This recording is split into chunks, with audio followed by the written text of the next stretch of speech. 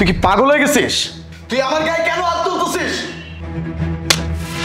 এই তুই কি জানিস তুই কার গায়ে হাত তুলছিস? হ্যাঁ, উনি তোর মালিক হয়। হ্যাঁ, তারটা খেয়ে পড়ে তুই আছিস আর তুই তার গায়ে হাত তুললি?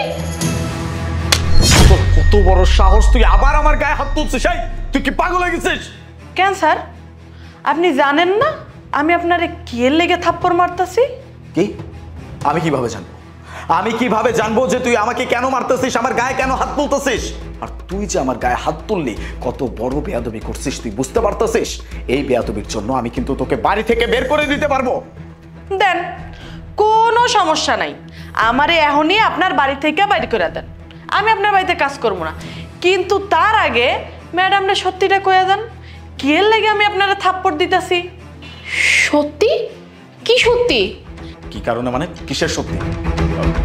একদম উল্টাপাল্টা কথা বলবি না, একদম না। দেখো মোনা, আমি না খুব ভালো করে বুঝতে পারতেছি ও এই কাজগুলো কেন করতেছে। ওই যে টাকা, টাকার জন্য এসব কিছু করতেছে, নাটক সাজাইছে, এখন উল্টাপাল্টা কিছু একটা বলে আমার নামে ব্লেম দিবে, দিয়ে আমাদের কাছ থেকে টাকা হাতানোর চিন্তা করতেছে। আমি খুব ভালো করে বুঝতে পারতেছি। এই তুই এখান থেকে যাবি নাকি তোকে আমি ঘাড় ধাক্কা দিয়ে বের করবো? ম্যাডাম, আমি কোনো টাকার লেগে হ্যারে থাপ্পড় মারি নাই, আমি তো হ্যারে থাপ্পড় মারছি হ্যার কুকর্মের লেগা। ম্যাডাম, আপনার মনে আছে গত সপ্তাহে যখন আমি প্রথম আপনার বাড়িতে কাজের লেগে আইছিলাম, সেই দিন থেকে আপনার জামাই আমার উপরে কুনজর দিছিল, নানানভাবে আমার কুপ্রস্তাব দেয়। আর একটা কথা কি জানেন, শেষমেশ তো একদিন আমার বড় ভাইরেই মারুফ,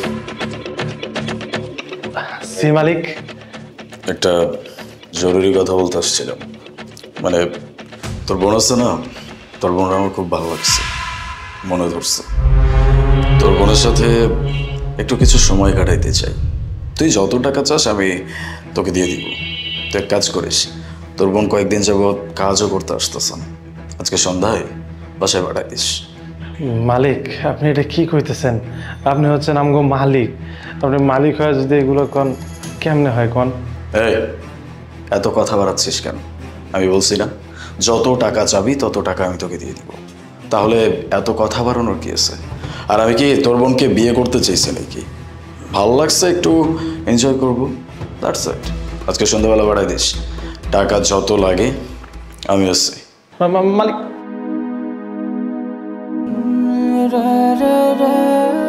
বড় লোকরা নিজেকে কি মনে করে? আমরা গরিব মানুষের বাসায় কাম করে খাই, তাই বলে কি আমরা মানুষ না? আমগো কি কোনো ইজ্জত নাই? আমগো কি কোনো সম্মান নাই? আর ম্যাডাম, আপনি একখান কথা কন না, আমি যে হ্যারে থাপ্পড়টা দিছি এটা দিয়ে কি আমি কোনো অন্যায় করছি? মানে হালিফ এগুলো আমাকে কি বললো? আর তুমি শেষ পর্যন্ত বাসা কাজের মেয়ের সাথে এরকম করেছিলে?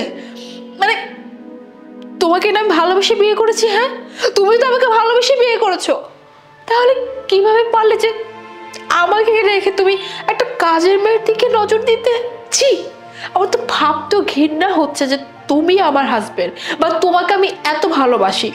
কেন কেন করলে আমার সাথে এই কাজটা? হ্যাঁ, তুমি আমারই পিছে পিছে তুমি আমাদের বাড়ির কাজের মেয়ের সাথে এসব করে বেড়াচ্ছিলে? হ্যাঁ, মানে একটা মেয়ের দিকে এতটা খারাপ নজর?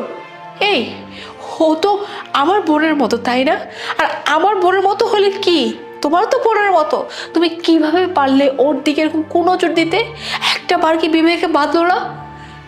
যাই হোক, তোমার সাথে আমি কথা বলবো না, আমি বুঝে গেছি। হ্যাঁ, তোমার চরিত্র কিরকম, আর এরকম চরিত্রহীন মানুষের সাথে আমি থাকতে পারবো না। আমি তোমার সংসার করবো না, আমি তোমাকে ছেড়ে দিব। মনে দেখো, আমি স্বীকার করছি আমি ভুল করছি, আমি অন্যায় করছি, আসলে ডিস্ট্র্যাক্ট হয়ে গেছিলাম, এই জন্য এরকম একটা কাজ করে ফেলছি। আমি ক্ষমা চাচ্ছি, আমি আর কোনোদিন এরকম কাজ করবো না। ক্ষমা চাচ্ছ? হ্যাঁ, তুমি ভাবতে পারছো যে তুমি কি কাজ করেছো? হ্যাঁ, এই কাজ করার পর তুমি আমার কাছে ক্ষমা চাচ্ছ, তুমি কি ভাবছো আমি তোমাকে ক্ষমা করে দিব? যে পুরুষ একবার একটা মেয়ের দিকে নজর দিতে পারছে, ওই পুরুষ যে দ্বিতীয়বার কোনো মেয়ের দিকে নজর দিবে না, তার কি গ্যারান্টি আছে? হ্যাঁ, আর পুরুষ মানুষকে চেনা হয়ে গেছে। হ্যাঁ, আসলে পুরুষ মানুষ যদি একবার বাইরের নেশা হয়ে যায় না, ওই পুরুষ চাইলেও না ঘরে থাকতে পারে না। তাই তোমার মতো পুরুষের সাথে আমি থাকবো না মানে না, আমি তোমাকে ডিভোর্স দিব। আর আমি এক্ষুনি এই মুহূর্তে তোমাকে আর তোমার বাড়ি সবকিছু ছেড়ে চলে যাচ্ছি। আরে আমার সঙ্গে আয়। মোনা, মোনা প্লিজ আমার কথা শোনো মোনা। ra ra